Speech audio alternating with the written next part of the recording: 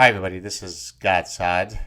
As some of you may know, Pete Boghossian, one of the three collaborators who pulled off the grievance studies project earlier this past fall, is now facing disciplinary action from his employer, Portland State University.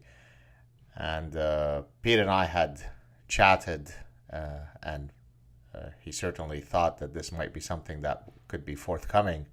And I've already weighed in on this matter, but now that he is very much within that disciplinary process, I wanted to say a few more words and then implore all the good folks who might be watching this to send polite and well-reasoned letters to both the vice president of research. I can't remember his name. I'll post his email in the description section. Send an email to that person, and also to the president of Portland State University.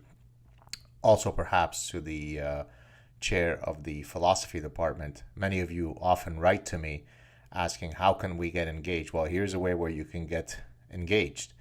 Write a polite, don't be obnoxious, don't be rude. Write a polite letter explaining why hopefully you think that whatever it is that they're doing is a bad idea. So let me now just mention a couple of points. First of all, I've already said that Pete Boghossian has done nothing wrong. The idea that he, quote, falsified data is absolutely insane. I mean, it only makes it seem that the people at PSU have completely lost the plot. This was it was a satirical project. It was a project meant to demonstrate the utter lunacy, or as I call that whole endeavor of these grievance studies, intellectual terrorism. Pete and his two collaborators, Helen Pluckrose and James Lindsay, went through great effort at great personal cost, and in Pete's case at great professional cost, because he's the only one who is housed at a university, to try to demonstrate how shoddy, how nonsensical, how gibberish most of these so-called disciplines are. There is no way to do that, or there is no more direct way to do that than to exactly pull off the satirical, I know that they don't like the term hoax, but effectively this is what it is. It's so-called 2.0 on steroids, without doing what they did. Now, they didn't falsify any data in that, to anyone with a half a brain, you would know that if you read those papers, they're absolutely insane. But also, and I think they're referring to the fact here that, in the dogs humping one another in a dog park, that promotes rape culture or whatever the nonsense was, that they didn't truly examine the genitalia of 10,000 dogs. So they're falsifying it. They're making up that data. Yeah, right. Secondly, they're arguing, I haven't seen the actual, disciplinary letter, but based on what I've seen in terms of clips posted on the matter and so on, the second point is that the IRB, the Institutional Review Board, has charged Boghossian with, I guess, an ethical breach here, because they view that he hasn't abided by the ethical guidelines that govern how you should treat subjects or participants. Now, before I offer a position on this, let me just give you a bit of a background on these IRBs, these institutional review boards or ethical boards. 20, 30, 40 years ago, well, maybe about 30, 40 years ago, in what was called the golden era of psychology, you could do all sorts of unbelievably potentially harmful things to subjects. And now we've changed the term subject to participant because it's more participatory. Political correctness rears its ugly head again. But subject and participant is the exact same term.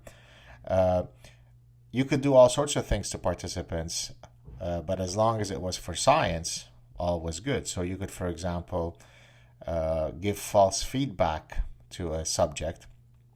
Subject comes in, you give them a bogus IQ test, and then you say to them, "Oh boy, you just scored as, you're basically as dumb as a pigeon. Okay, let's move on to task number 2." So by giving them false feedback, you want to study, for example, how well they do on some task. And then after the experiment's over, you would debrief them and say, "Look, it wasn't truly a real IQ test. You don't score. You're not a moron. We just made that up. It was part of the experiment." Which, of course, the process of deception and then debriefing is an integral part of the ethics of doing research. The problem here is that the person who is now leaving the lab no longer knows whether when you debrief them you're telling the truth, right? So was the psychologist, when he or she told me that I was a moron, was he or she lying then, or were they lying when they were debriefing me? And so this is an example where an experimental manipulation could potentially have lasting damage on my sense of self.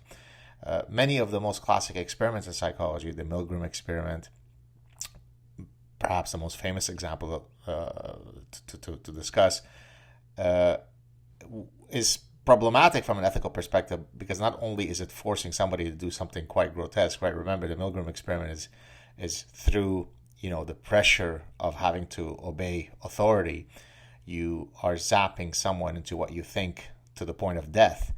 Now, when you do that, even though subsequently you find out that, well, the experiment was rigged and you didn't actually kill someone, the fact that I find out that I actually had the capacity to be so manipulated and so intimidated into doing it is something that, when I leave the experiment, could have great self-damage on my sense of self. And so for all sorts of reasons, valid reasons, ethical boards became very judicious in making sure that we don't overstep our boundaries in the pursuit of science. And of course, that makes perfect sense. There needs to be checks and balances between pursuing science and not harming animals, humans, in the pursuit of that science. It's a tough act. It's a tough balancing act, but it certainly is important to have it within the conversation. Now, of course, in today's world, the IRBs, now, I haven't gotten yet to Pete Boghossian's case. I'm just giving you a brief historical overview of the process. Now, you can't ask anybody anything. If you ask them their sex, well, then it's transphobia if you don't have more than 2 boxes. If you ask them about their income, well, you can't, because in some cultures, asking about my income makes me feel bad. So any question short of asking the participant's name could be construed as somehow triggering. And so now we've gone to the extreme other end of the fulcrum, whereby the IRBs have become completely insane. And of course, as someone who's done tons of research, I've witnessed this in my own research. And in when students come to me, my graduate students, and they're about to send the ethical form to be cleared, they ask me, how long is it going to take? And I say it depends on who's sitting on the board in question. Sometimes you can have completely insane people who will make you go through 73,000 iterations for research that truly has almost zero, infinitesimally negligible risk. They make you jump through a million hoops. So again, as much as the system was broken in the past when we didn't have much IRB oversight, it has completely swung to the other end of the pendulum. So that gives you a bit of a background on how ethical review boards exist within the context of academic and scientific research. Now we come to Pete's case. So they're arguing that he breached the guidelines, the standards of ethical conduct when dealing with human participants. Well, human participants usually refer to people on whom you're conducting an experiment, people on whom you're to whom you're administering, say, a survey. So you're dealing with actual people who are part of your study, and you have to ensure that you abide by certain ethical standards. Now, in this case, this was a there were no experiments or surveys with actual people. So how did they stretch the truth? These enemies of reason. I'm talking about Portland State University here. To argue that he breached IRB standards and guidelines. They argued that the editor of the journals, the reviewers, they are, in this case, the participants in the experiment. So to the extent that reviewers were hoaxed into thinking that these were actual papers, well, you were violating their rights. Well, it's a pretty big stretch to argue that institutional review boards, which exist to protect the integrity, the rights, the psychological potential of risks to actual human subjects, and to argue that reviewers of academic journals are, in this case, the subjects. It is such a laughable stretch.